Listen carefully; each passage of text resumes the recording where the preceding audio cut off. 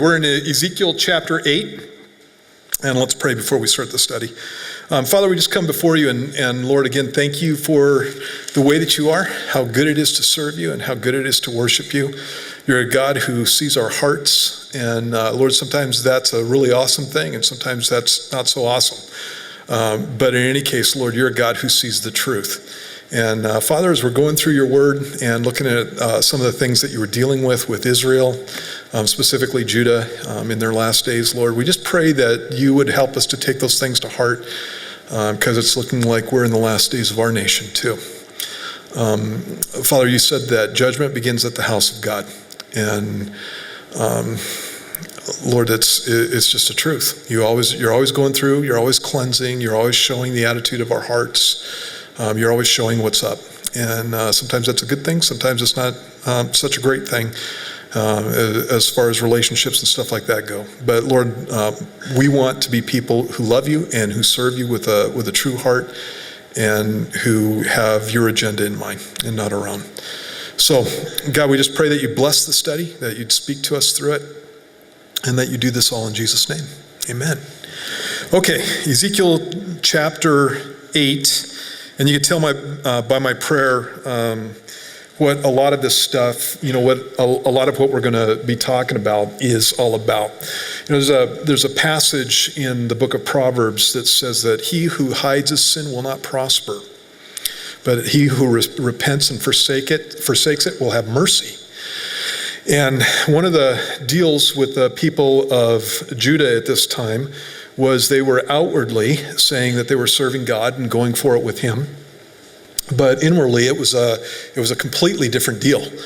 And Ezekiel is a prophet who is in the land of Babylon. He's been taken captive, and he was taken captive in one of the early, there were 3 captivities that took place under Nebuchadnezzar. And he was one of the early captives. And finally, the third one was where they took the whole nation out. So while Ezekiel is in Babylon, there's still some people back in Jerusalem. The city is still there, and there's still things going on, including worship in the temple of God. And in Ezekiel chapter 8, what God is going to do is give him a vision of what's actually going on in the temple with the priests. And in that chapter, it says, "And it came to pass in the 6th year, in the 6th month, on the 5th day of the month, as I sat in my house with the elders of Judah sitting before me, that the hand of the Lord God fell upon me there." And so he's in his house, and, by the river Chebar, and in Tel Aviv, in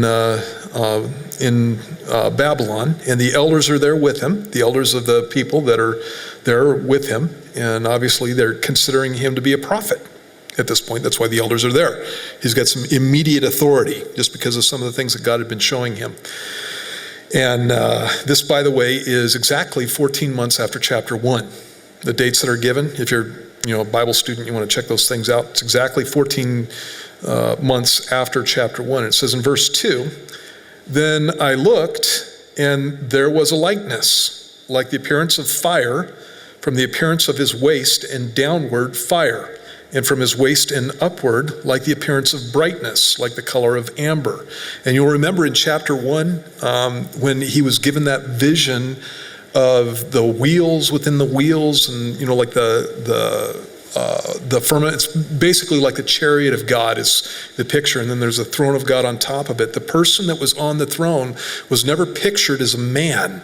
He was pictured as light and, fire and all of that kind of stuff, except he was pictured as a man from the waist up, but you know what I mean. And you got the same thing going on in this passage right here. God's pictured as light in this passage. You have the same thing when you get to the New Testament. When God is pictured on the throne in the book of Revelation in chapter 4, you have the throne of God, and there's a green rainbow over the top of it, and what you see in the throne of God is light. When you get to chapter 5, it's kind of cool because that's pictured as the throne of God and God being there, and he's nothing but light. And then out of the midst of the throne of God, which is like, what's that? It's like if you got the throne and it's all light, and out of the midst there comes a lamb, it says, as if it had been slain, having,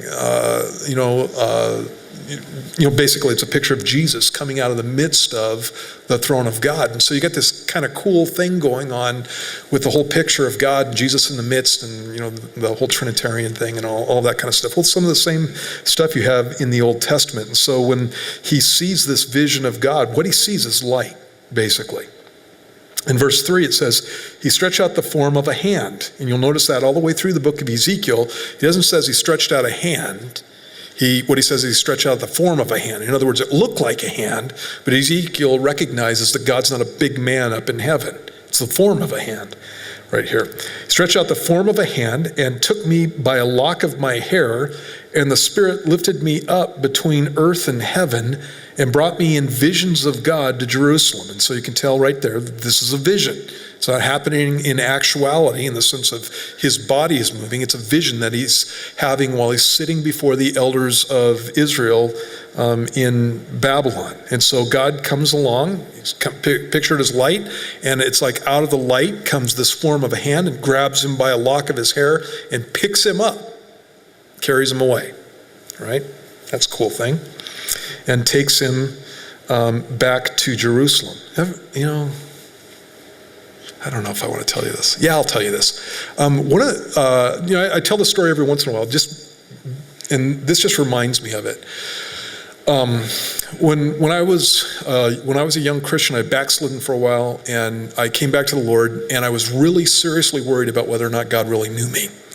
I kind of thought, I went to a big church, and I knew the pastor, and I talked to him a number of times, but we were never tight or anything. And so it was one of those things where, I would see him and he'd go, hi, and that kind of thing, but I didn't really know if he knew me. And I had the same thing going on with Jesus. It's like, I'm in this huge group of people, the church, and I know Jesus and I've committed my life to him, but does he really know me? And those were things that I was thinking about before I went to sleep. And so this one time, it was one of the coolest dreams I've ever had. I go to sleep and I have this dream. And it was one of the most realistic dreams I've ever had. And in this dream, I'm driving in my boss's, he had to have a 66 Ford pickup truck, half-ton pickup truck. And I'm driving down the road, and it's a 215 up in the Mojave Desert, up in California.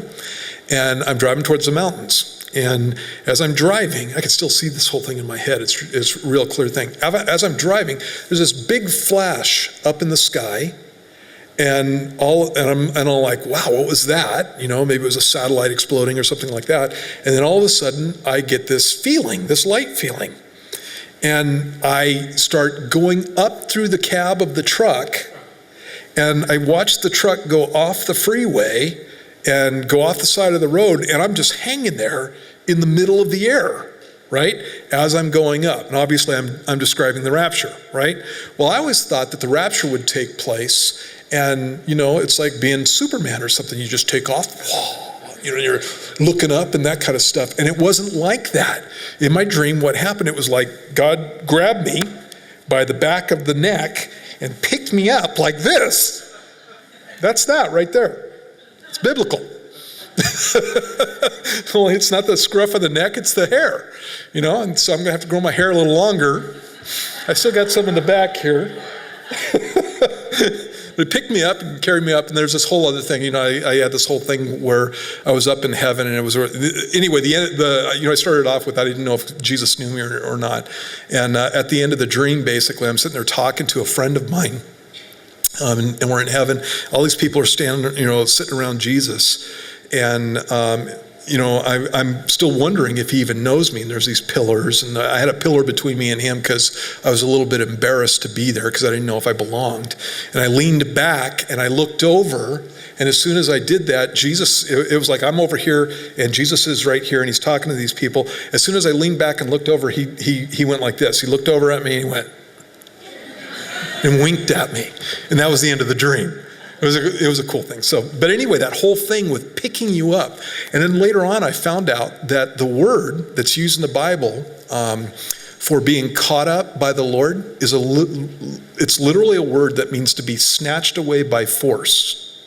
And it's that kind of picture where he comes in and grabs you, he picks you up and he takes you away. And so Ezekiel is getting raptured, kinda, sideways. He's going over to Jerusalem. And again, it's in a vision. In any case, it says, he stretched out the form of a hand, took me by a lock of my hair, and the Spirit lifted me up between earth and heaven and brought me in visions of God to Jerusalem, to the door of the north gate of the inner court, where the seat of the image of jealousy was, which provokes to jealousy. You want to put up that graphic of the temple? I'll show you what's going on here.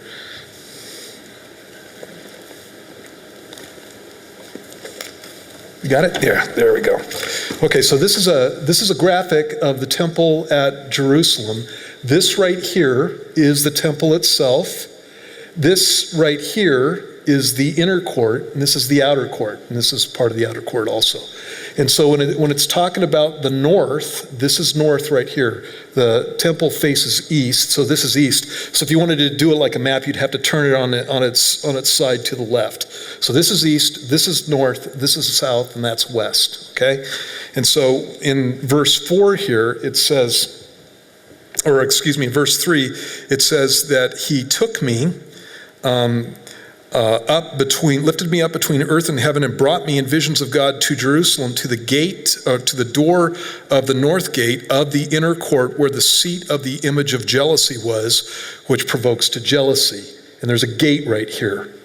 And that image of jealousy would be right here. And so this is the altar that they would offer sacrifices in, and then they would go up the steps, and that's the inside of the temple, and this is the Holy of Holies. But where he's talking about is right in this area right here in the temple.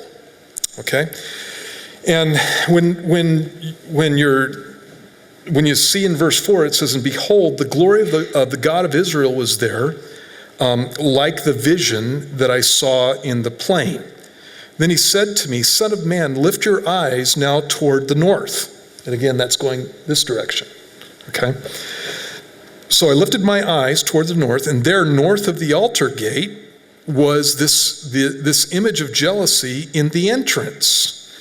This has a gate right here. There was also another gate over here that's not being pictured. And so in the entrance right over here is where this image of jealousy is. In the entrance. Furthermore, he said to me, Son of man, do you see what they are doing?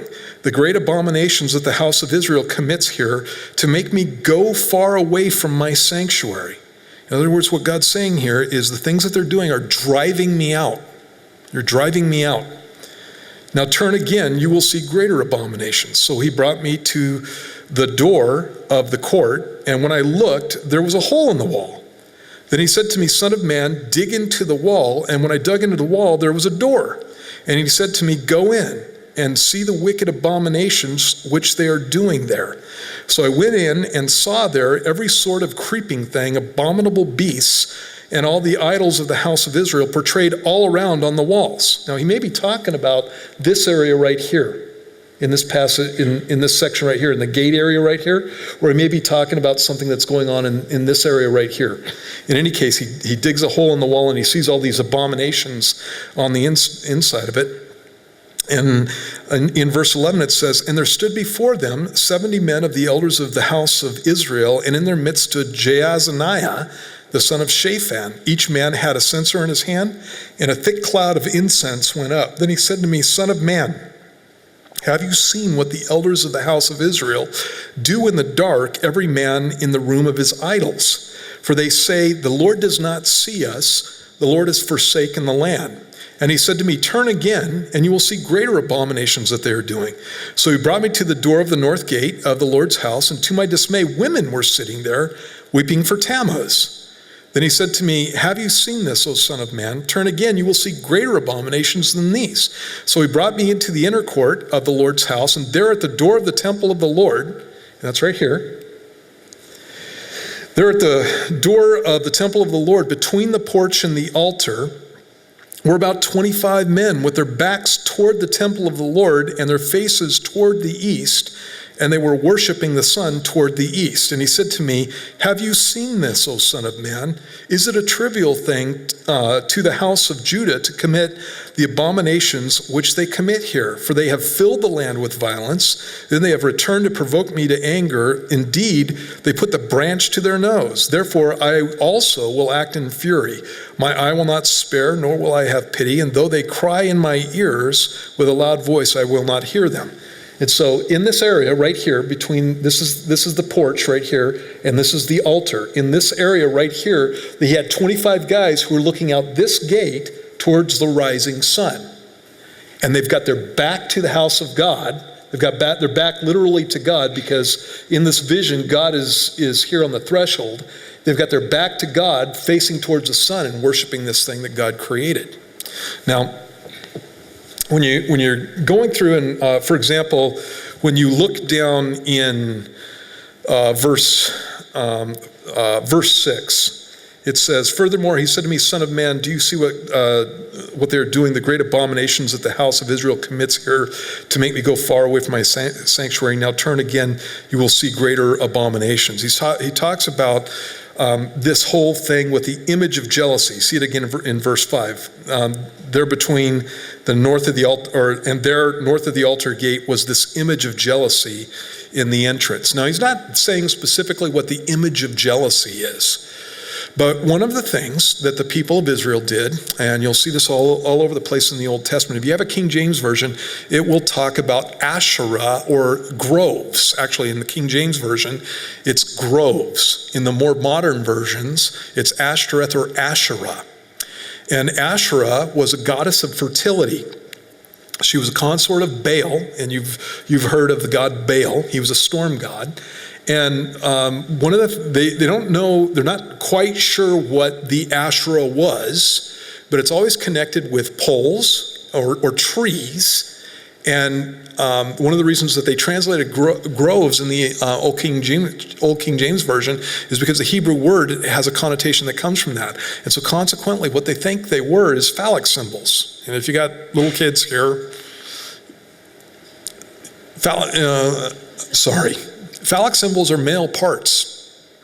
And so these guys would take and they would set up big poles that looked like male genitalia, and they would stand around and worship it. And if there are a couple of different times that this is mentioned as literally being in the temple of God, in that place that I pointed out. And so in the book of 2 Kings in 21:7, it says about Manasseh, and this is the son of Hezekiah. Hezekiah was a good guy. His son was a jerk. He ended up killing Isaiah. Manasseh, it says, he even set a carved image of Asherah that he had made in the house of which the Lord had said to David and to Solomon his son, in this house and in Jerusalem, which I have chosen out of all the tribes of Israel, I will put my name forever.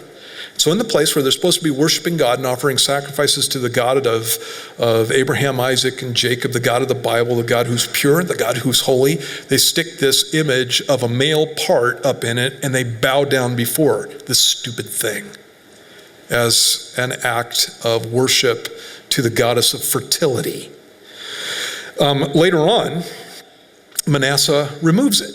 And in 2 Chronicles 33:13, it says that he prayed to him, talking about praying to God, and he received his entreaty, heard his supplication, and brought him back to Jerusalem into his kingdom. Then Manasseh knew that the Lord was God. And in verse 15 in that chapter, it says, he took away the foreign gods and the idol from the house of the Lord, and all the altars that he had built in the mount of the house of the Lord and in Jerusalem, and he cast them out of the city.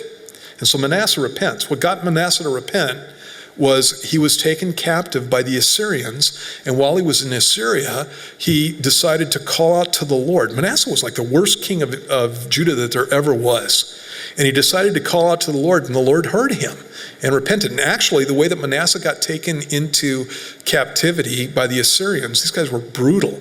The way he got taken into captivity was with nose hooks.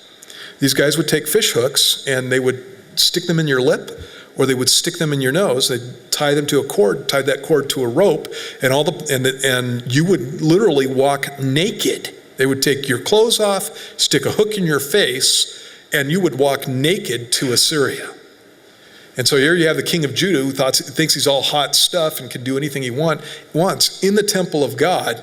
And God finally gets done with the guy and says, no, you won't. In fact, you're going into captivity.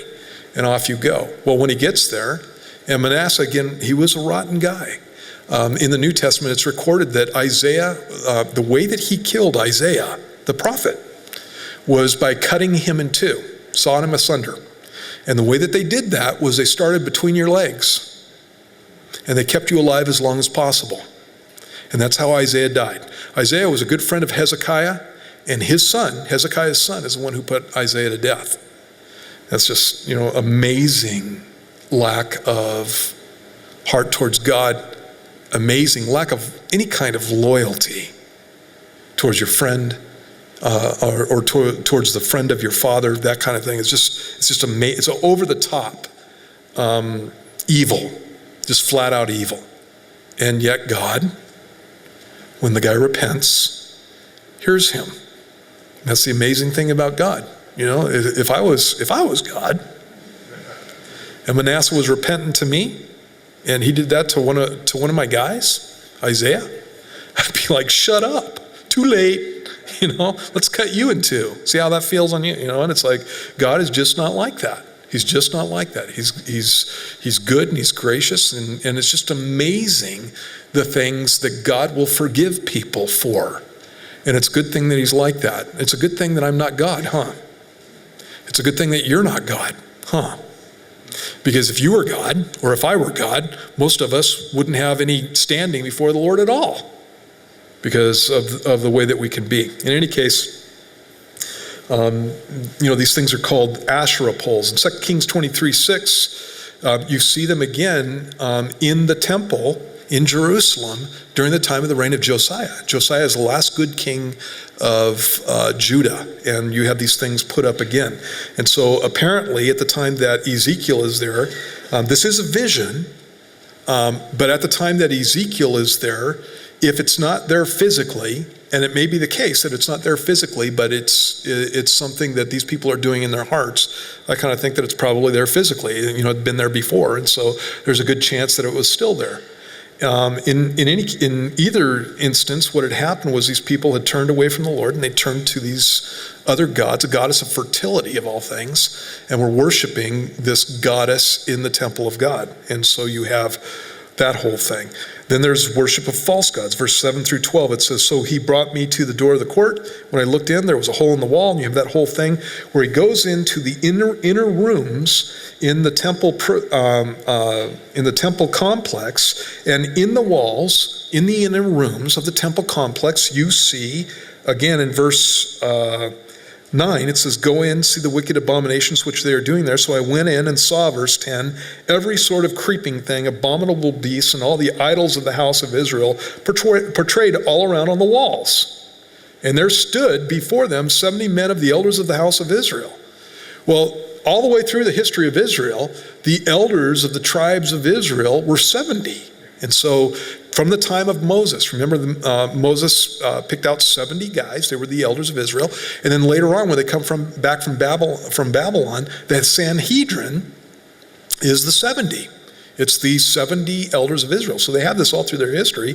And these are the guys who are supposed to be the spiritual heads of the people of Israel. And the spiritual heads of the people of Israel had this whole thing going on inside the temple complex where they're worshiping all these false gods. Specifically, they're worshiping the creation instead of the creator. And all the way through this, that's what's happening. You have guys worshiping the sun. You have women worshiping Tammuz. We'll talk about him in just a minute here. You have people worshiping animals, and they have these images of these animals up on the wall. And it's something that mankind does over and over, turns away from the true and living God and turns to the worship. Instead of worshiping the creator, they worship the creation. Turn over to Romans 1. I'm going to set you up for something here. Well, you guys, most of you know where I'm going. But in verse 18 of Romans chapter 1, it says, the wrath of God is revealed from heaven against all ungodliness and unrighteousness of men who suppress the truth in unrighteousness, because what may be known of God is manifest in them, for God has shown it to them. And what that's saying is nobody has an excuse for not worshiping the true and living God. Because God, with everybody on the planet, has already shown them who he is. And, with most of us, with me, I can remember every time I heard about God before I got saved. I remember every single time that I heard about him. It made a major impact on me. And I remember, the whole thing with Jesus, and, I heard about it from my grandma, and I remember looking at Venus when I was a kid and going, is that the Christmas star? And my grandma would go, I don't know, Stevie, maybe it is. And, and that whole thing. And I knew stuff about Jesus, and I heard it from my grandma, and I heard it from specific people. I got witness to, a number of times. I remember every single time. I remember the times that I would think about God. I remember them. And God was at work in my heart, even though I wasn't living in a Christian home. And it's the same thing with everybody on the planet. One of the things that's cool about God is he's faithful. And he doesn't care if you're a little punk kid in Southern California or if you're a pygmy in Africa. He's going to reach out to people and he's going to show himself to them. And he says here that what's may be known of God is manifest in them.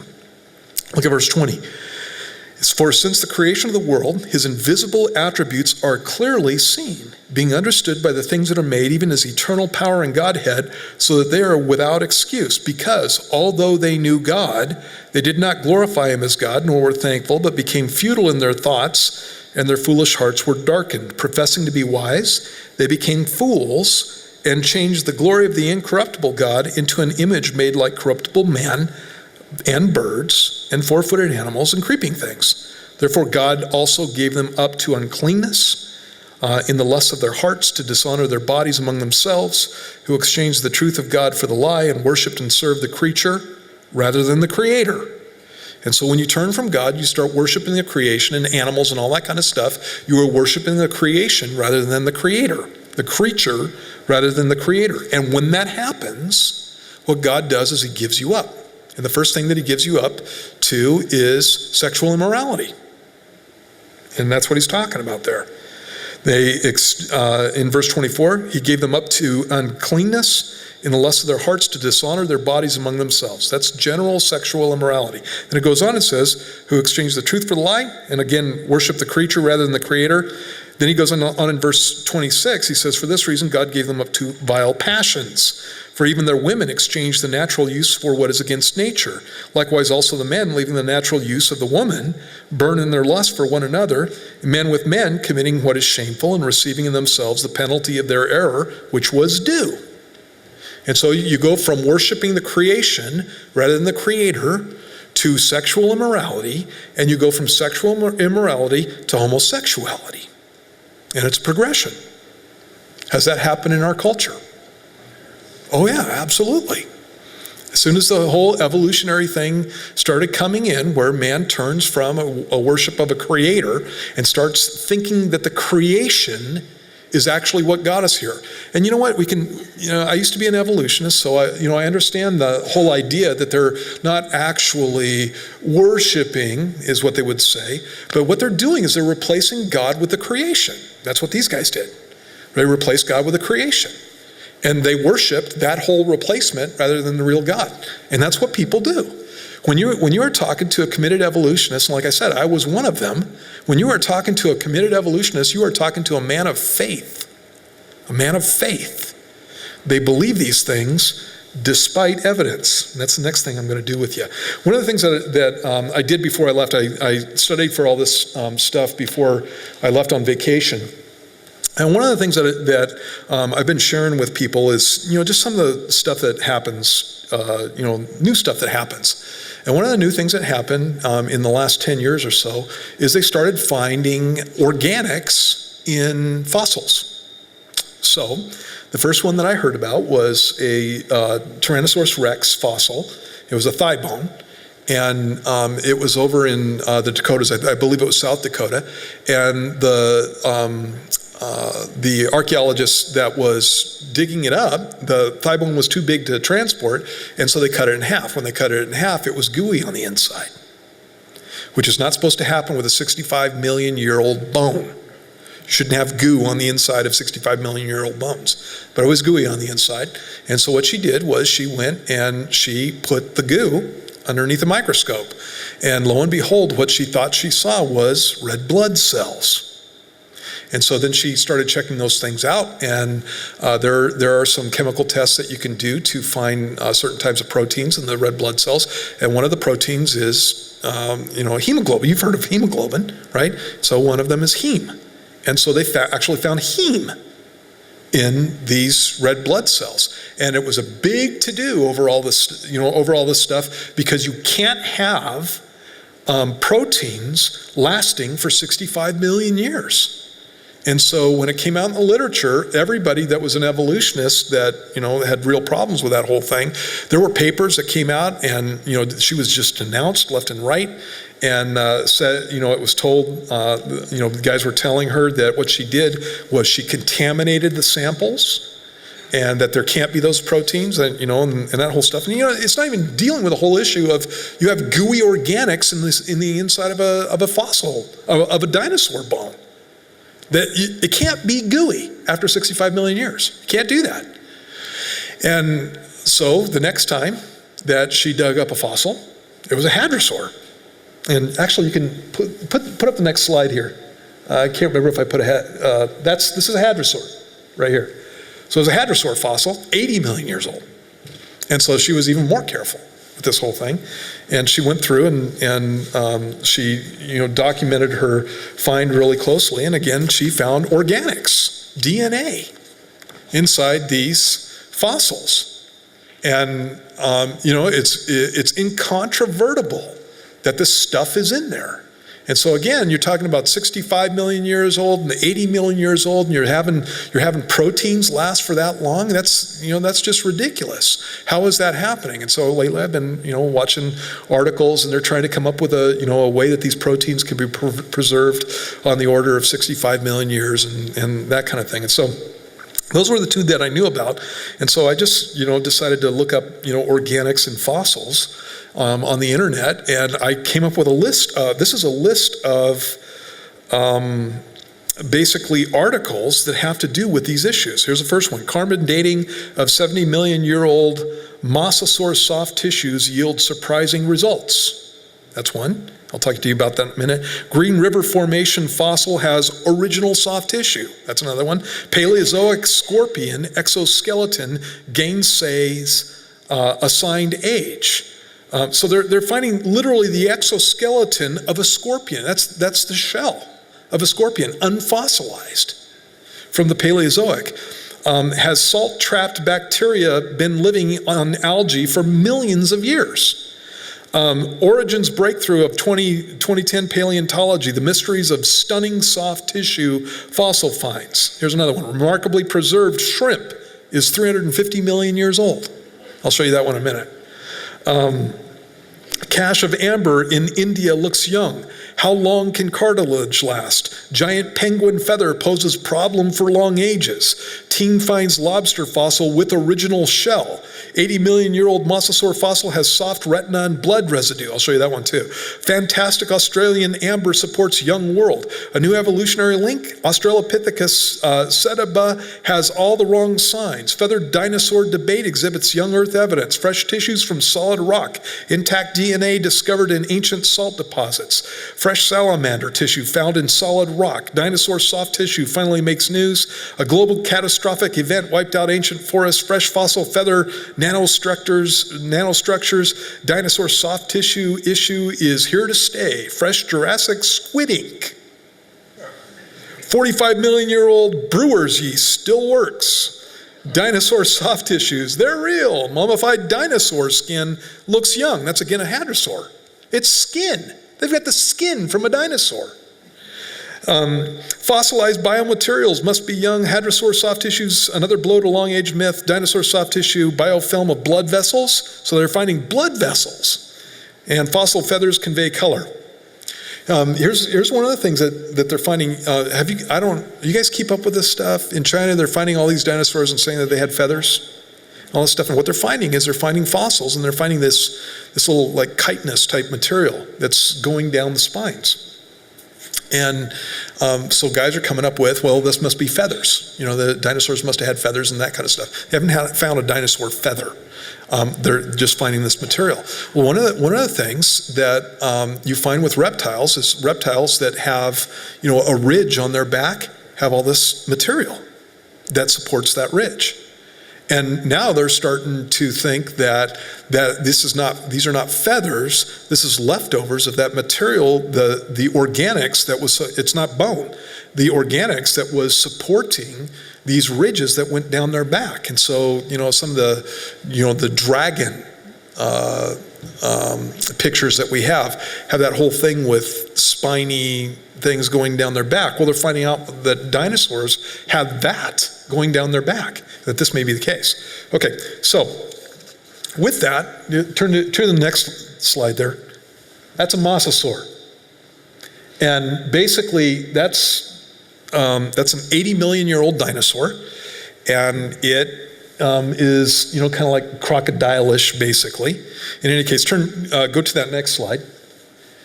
And this is the fossil. See this right here? This is the chest cavity right here. And in that chest cavity, they found an area that was red. And when they started, this is a fossil that's been sitting in a natural history museum for decades now. They found an area in its chest cavity that's red, and when they went back and looked at it, they never looked at it before, because you can't have an 80 million year old fossil with DNA or any organics in it. Well, when they went back and looked at it, they found out that we're talking about blood. And not only are we talking about blood, there was a stained area in the eye socket, and they're finding retinal DNA in there. 80 million years old.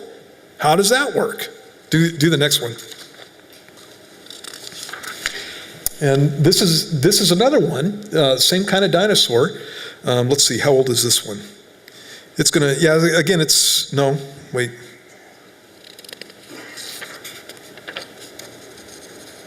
It's got to be along the same age length. Well, anyway, what they're finding in this one is cartilage. You guys know what cartilage is? It's a gristle. When you're doing a chicken bone, you're eating a. You guys know what cartilage is? So chicken bone, the little white stuff on the end, that crunches and stuff like that. Well, that's on the outside of a bone. It's not on the inside, it's on the outside. So now you're not having organics on the outside, on the inside of the bone that may have been protected by, the fossilification of the bone. Now you got organics on the outside that's lasted for 80 million years. And again, what we're talking about is proteins. And the problem with that is they've done studies on proteins, and I'll just give you the quote from here. Collagen decay study did not experiment directly on cartilage, but it stands to reason that the collagen cartilage would decay even faster than that inside the mineralized bone matrix, since it is much more exposed. And when they were talking about the decay rate of this stuff, scientists conducted experiments that tracked the decay rate of collagen protein. One team, led by Origin of Life researcher Jeffrey Bada, found that internal hydrolysis, and it's the decay of a molecule involving the splitting of water molecules, fragments the original protein. You have water involved with this stuff, and it just fragments things. You have goo involved with proteins, the proteins decay. It always works that way, anything wet, so that it spontaneously falls apart. They calculated that collagen locked inside solid bone decays faster than collagen embedded in seashells. So, inside bone doesn't help you out. Then he goes on and he says, a numerical estimate in a standard biochemistry textbook further demonstrates the erroneous nature of the millions of years age assignment for the mosasaur. The textbook states, in the absence of a catalyst, the half-life for the hydrolysis of a typical peptide or short protein segment at neutral pH is estimated to be between 10 and 1,000 years. And what that means is, on the outside, every 1,000 years, half the protein goes away on the outside. You know how many 1,000-year segments there are in 80 million years? You know how many times that has to be halved in 80 million years?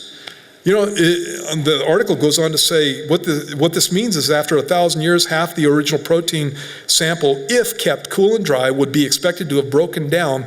Then after another 1,000 years, half of that would also be gone. Eventually, none would be left. At this fast rate, one wonders if any remainder of even an Earth-sized ball of protein could exist after 80 million years. You can't have it around that long, is the point that's being made. Show this last slide. That is a shrimp. Can you see it? There's a tail. That's the whole shrimp. That shrimp is 350 million years old. 350 million years old. You know what they found when they opened this up? They found it in Oklahoma. When they split the rock apart, they found muscle tissue in the tail. And it's muscle tissue where you can see the striations of the muscles. So not only do you have organics that are left, you literally have muscle that's left after 350 million years is the fossil strata that it's in.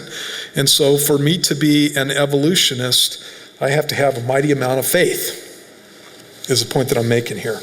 And so, again, when I became a Christian, this is one of those things that I had to deal with, and you never hear about this stuff. You just never hear about it.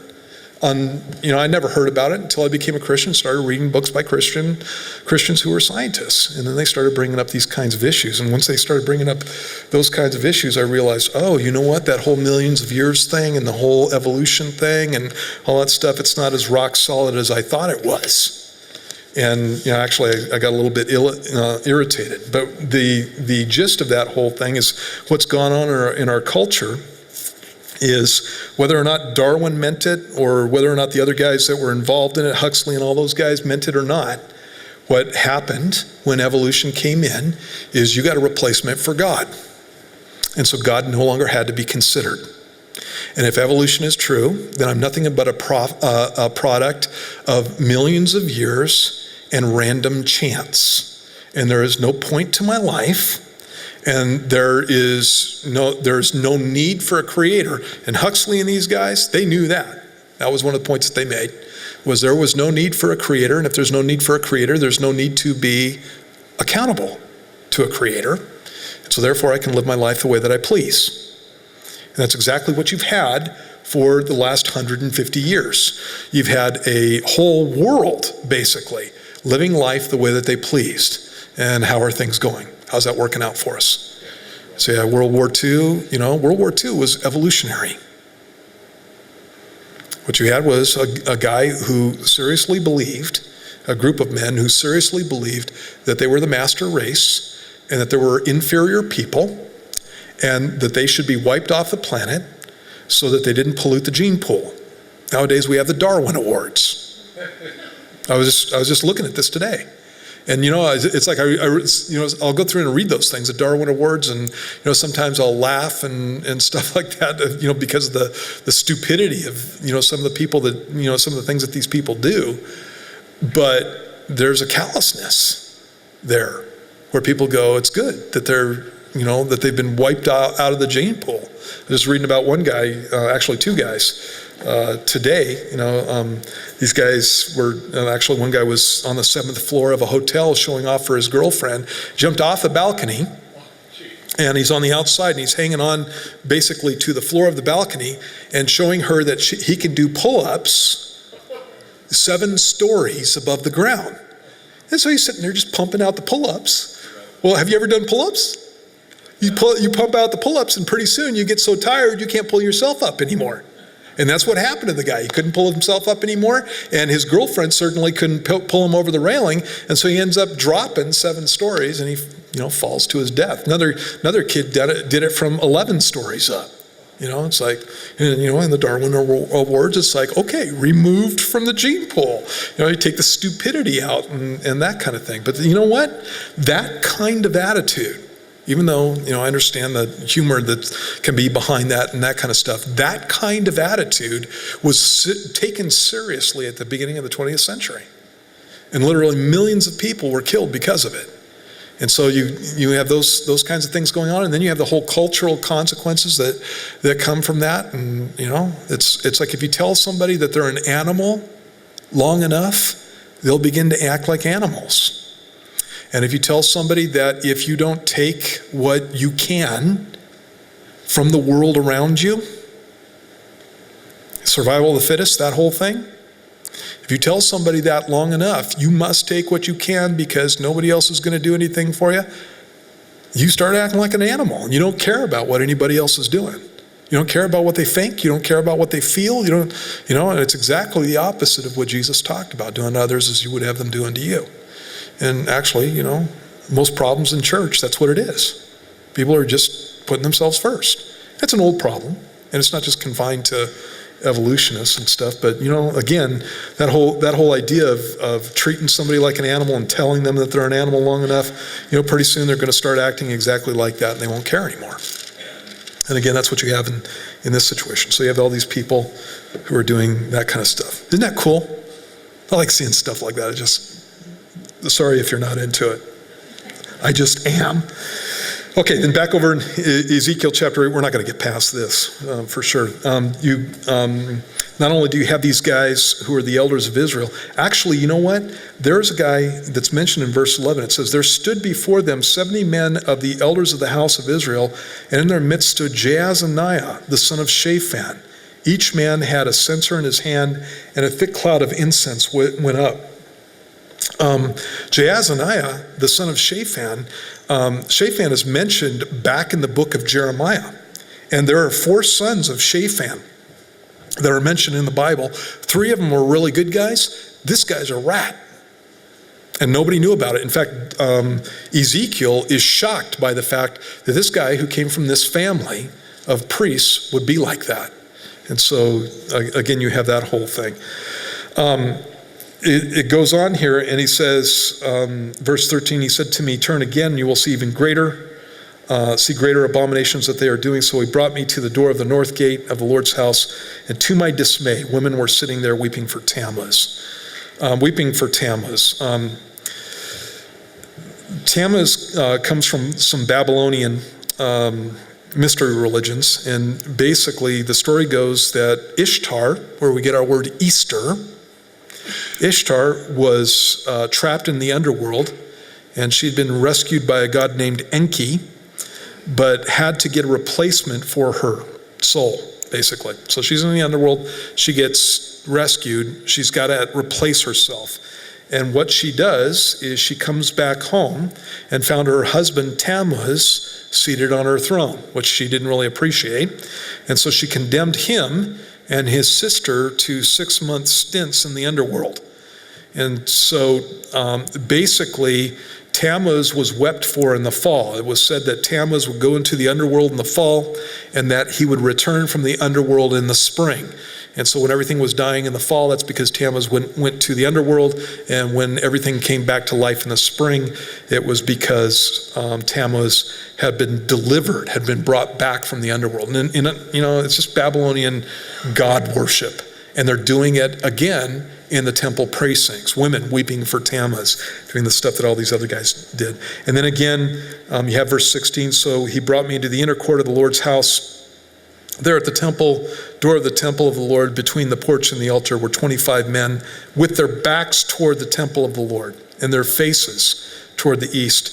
And they were worshiping the sun toward the east. And he said to me, have you seen this, O son of man? Is it a trivial thing to the house of Judah to commit the abominations at which they commit here? For they have filled the land with violence, and then they have returned to provoke me to anger. Indeed, they put the branch to the nose. Therefore, I also will act in fury. My eye will not spare, nor will I have pity. And though they cry in my ears with a loud voice, I will not hear them. And basically what God's doing is he's telling them the reason for his anger. These people are not only defiling themselves, they're literally coming into my temple, that which represents the holiness of God, and they're defiling my temple. They're doing it here. There are things that people do, in the world, and it just doesn't belong here. It just doesn't belong here. And the Bible talks about, the whole issue of having a pure heart. And like I was saying at the beginning of the study, the Bible talks about the fact that if you hide your sin, you will not prosper. But if it's repented of, then you'll receive mercy. And that's the offer that God always gives. And one of the things that people think is that they can do things in secret or have, just junk going on in their hearts, and that God's not going to expose it. And that's just not something that's true. It just doesn't work that way. And one of the places that God is one of the places where he is intensely into exposing that kind of garbage is in church. It's where he does it, it starts here. And so what we're supposed to be, as far as being Christians, are people who really love Jesus and really put other people before ourselves and that kind of thing. And, we're supposed to be a witness to the people who are outside. And a lot of times, one of the things that Christians are known for is shooting their wounded, that kind of thing. But just having all these nasty, just rotten attitudes and, fake, relationship with God. And, you guys are here and I know why you're here and that kind of stuff. But it's just one of those things that you need to always keep in mind when you're dealing with God. God doesn't want your attendance. He wants your heart. God doesn't want, lip service. He wants a heart that really wants to worship him. God doesn't want, just churchianity. What he wants is a real heart that wants to worship and serve God. And so you can tell when that stuff is real, and you can tell when stuff is fake and churchiness comes in and stuff. I don't know.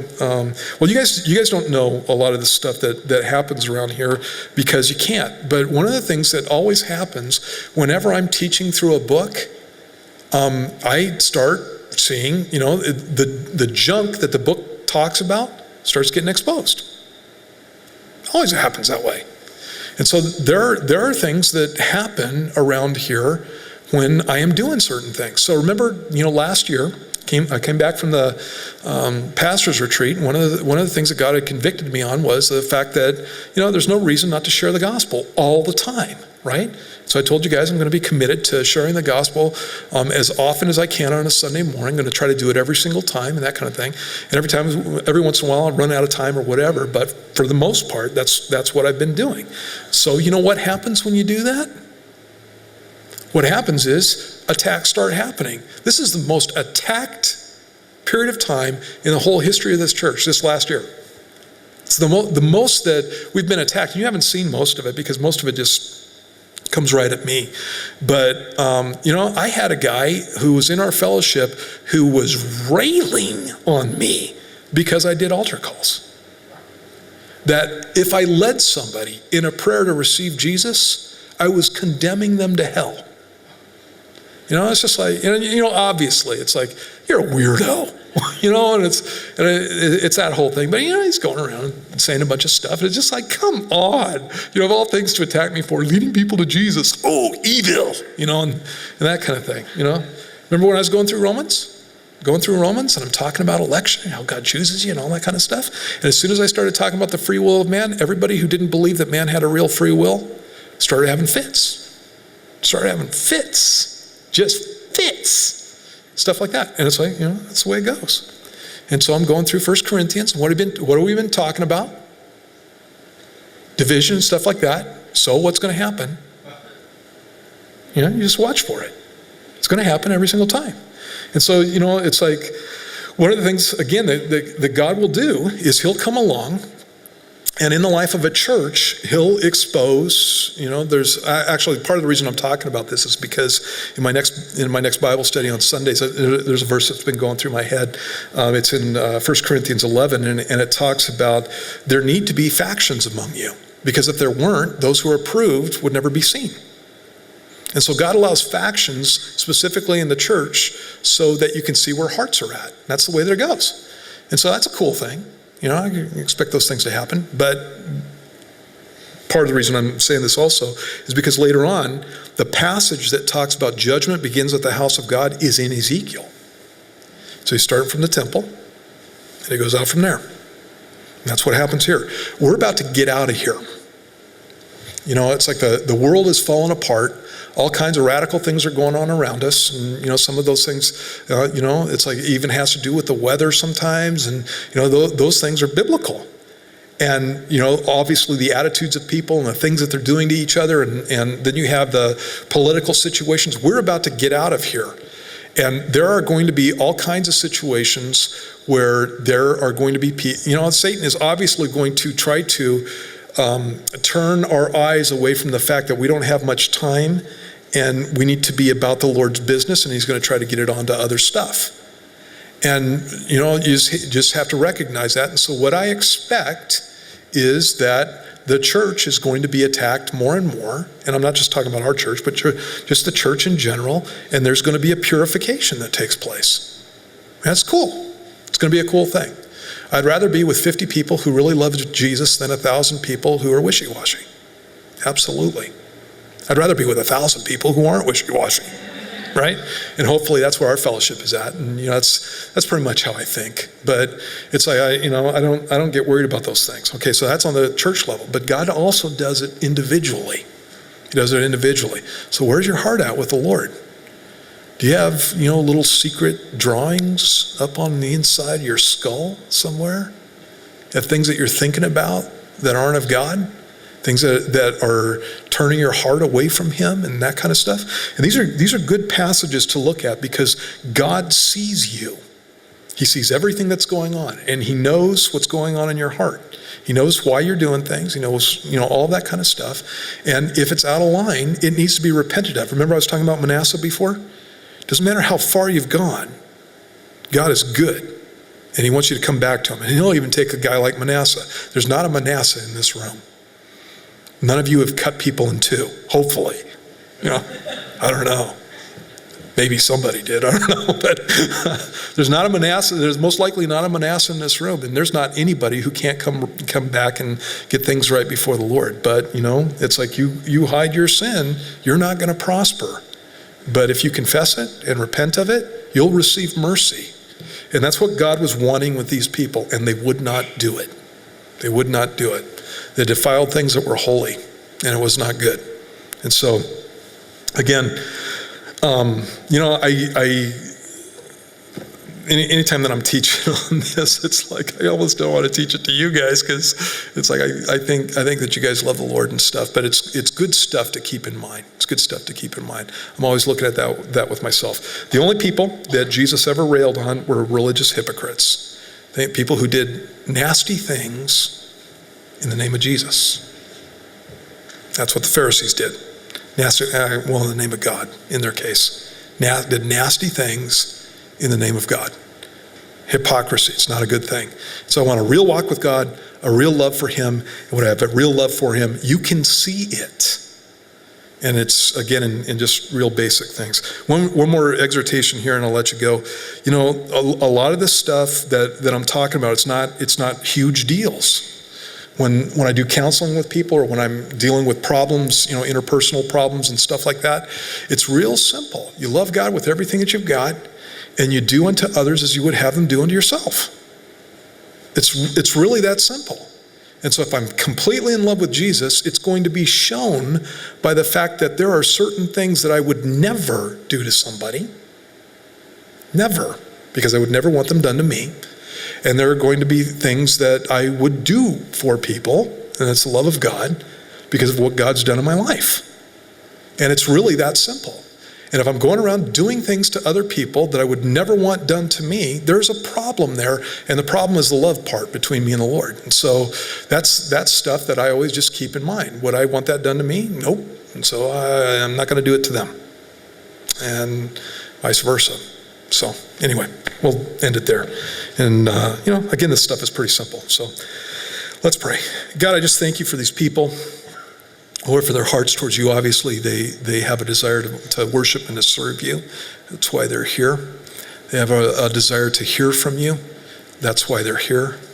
And God, you're a God who speaks to us. I think that sometimes when I do a Bible study like this, it's really the soft-hearted that get the most impacted by it, and the people who really need to hear it aren't even paying attention. But Lord, for those who are soft-hearted, it's good just to be right with you all the time. And so God, we just pray that you'd help us to be that way.